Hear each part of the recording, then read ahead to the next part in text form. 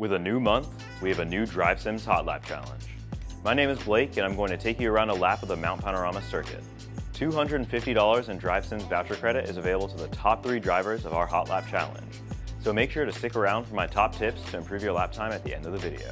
So grab your gloves, bring your A game, and let's get locked in for your chance to win.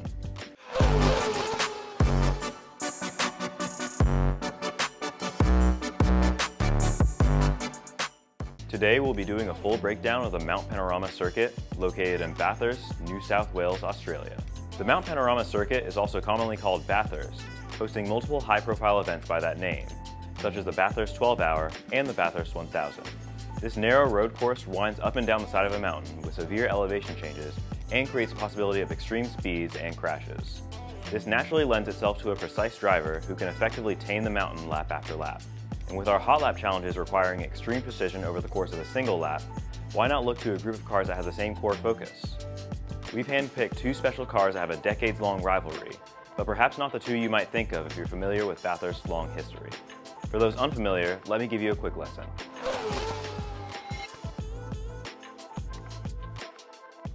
As a national treasure of motorsports in Australia, Bathurst is undeniably one of the most unforgiving tracks to race on, but it's also memorable in the hearts of all those who have been around it, and a roller coaster of a racetrack. Hosting its first high-profile event in 1963, the Mount Panorama track became famous for the Bathurst 1,000 kilometer race that rose to prominence in the 1970s, along with names such as Alan Moffat, Dick Johnson, and the legendary Peter Brock. Why is it so famous, you ask? Because the races were unbelievable and action-packed, largely being dominated by the Ford Falcons and Holden Commodores for dozens of years, which cemented the race's status as one of the crown jewels of Australian motorsport. The tight and narrow profile of the track makes battling risky and crashes not only dangerous, but somewhat common. The Bathurst 1000 is simply called the Great Race to many locals, but that is exactly what it is, a fantastic spectacle of speed that provides challenging, thrilling, adrenaline-pumping racing year after year. I still have dreams of conquering this mountain myself, so you bet I'll be competing in this challenge, but we wanted to mix it up a bit from last year's running. Having the rivalry, the history, the extreme nature of the track amplified and distilled into one race for the perfect lap. So we're going all out and bringing a pair of 4-wheel drive, Time Attack prepared, 1,000 horsepower monsters, giving a whole new meaning to the idea of the Bathurst 1000. Meet the Time Attack Subaru Impreza. Cars can trace their roots in their rivalry back to the World Rally Championship. But these examples were stripped out, re-engineered, and designed to go as fast as humanly possible on a paved racing track, with specially designed splitters, wings, and aerodynamic elements, all designed to push the car closer to the racetrack at high speeds, with literal tons of downforce. One of my favorite parts of Time Attack racing is just how far you can go to get to the absolute maximum. These cars don't have to last for an entire race distance, so you can run block-shattering amounts of boost and lightweight parts that don't need to survive wheel-to-wheel racing, offering nightmarishly fast speeds both in the straight line and the corners. You can see these cars scoring as fast as prototype race cars that weigh substantially less, but these mighty machines are making ridiculous amounts of power. And in the 4-wheel drive classes, there are also clever differentials on both axles to get all of that power down almost instantly. These are blink and you'll miss it levels of speed, and that requires concentration while driving, along with confidence in exactly what to do to extract the maximum amount of pace. So let's take a look at the track in all its glory and figure out what makes a good lap of Bathurst. As you set up for your lap, make sure you do not overcook the final corner. Brake early and focus on giving the car as much room as possible to exit the corner at full throttle. As you go up the gears, look for the 100-meter marker board ahead of Hell Corner and get on the brakes just beforehand. Get the car set into the corner with the same emphasis on a strong corner exit as the final turn, grazing the inside curb inches after the midpoint of the turn, and letting the 4-wheel drive pull the car all the way out to the right-hand side on exit. Going up the mountain straight, you're looking for the access road on the left, next to the 100-meter board. As you come down to the braking zone, head down to 3rd gear as you bring the car in to hug the inside curbing. You want to keep the car near the inside until you can see the red Fujitsu branding on track left, where you want to pick up the throttle in order to track out. This will be one of the last simple corners as we head up the mountain, and most of them will be unsighted as well. Immediately swing out to the right-hand wall, lifting and turning at the end of the Michelin trackside branding on the right. Point the car to the entry of the cutting and brake in a straight line for this slow speed hairpin. Hug the inside without touching the wall and get back to power when you see the red branding on track right. You have a flat-out right-hander that sets up into another gentle right where you have to lift. Let the car wash out to the left as you climb past the first, and then lift at the middle of the Fujitsu branding on track left, before the tree. You should apex the corner just as you cross under the Assetto Corsa bridge and be back on the gas by this point. There will be a quick direction change to the left, and you'll stay flat out until a dip in the track surface, which is followed by a high commitment series of turns. Brake at the branding transition on the right, where you'll see a change from orange to red advertising, and coast into the apex until you can see the raised wall on exit. You'll have a short run to a crest that is immediately followed by a quick but unforgiving left-hander. Slight brake before the turn and coast as you crest the hill and set the car in for the left. Caution not to go too wide here, as there's a big gravel trap waiting to meet you if you're not careful. The next sequence of corners from Skyline on are all going to be rapid fire, and I'm going to give detailed notes on each corner, but there will be fractions of a second between them. So stay on your toes and trust your rhythm through these corners just as much as these notes. Brake in a straight line before the Bentley sign overhead, and manage your speed while braking as straight as you can as you navigate a slowing right-left chicane downhill. Gear down quickly to slow the car down for the next two corners, and take the apex curbing on the left as harshly as you can without bouncing the car.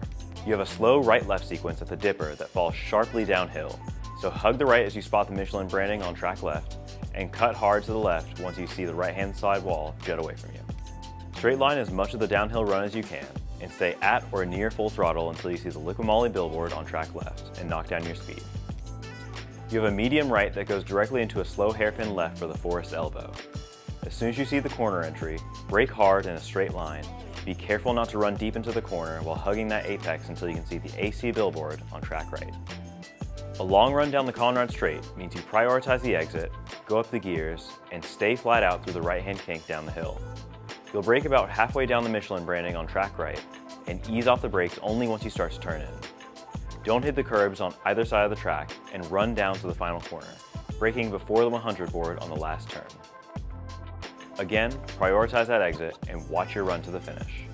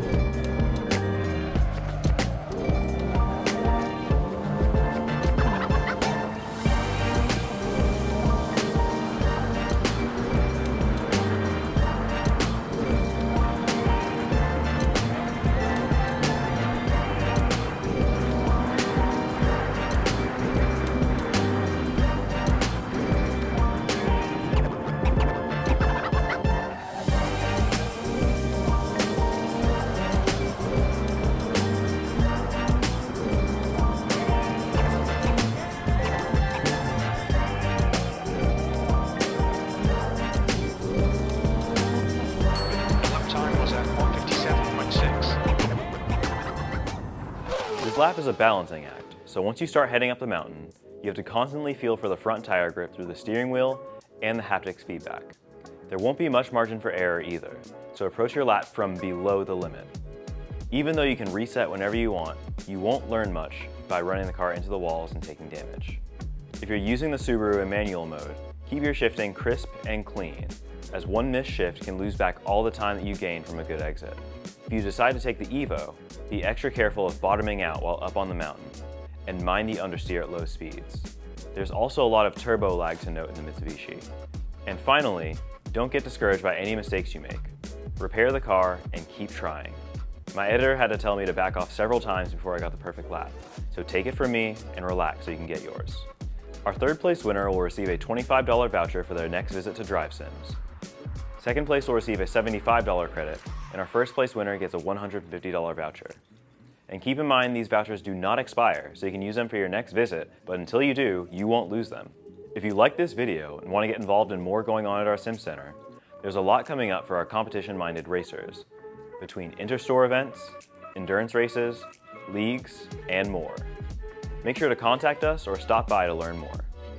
We also offer coaching as well for track driving, drifting, and car control, so don't be afraid to ask any of our coaches, like myself, to make that experience that much better for you.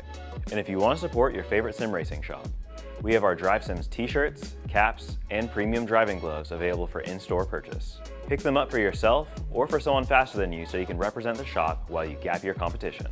Thank you so much for watching all the way to the end. I hope that you've learned a lot that you can take into your next session at Drive Sims. Hopefully I'll see your name at the top of the leaderboards next time I'm in, and we'll see you all out on the track.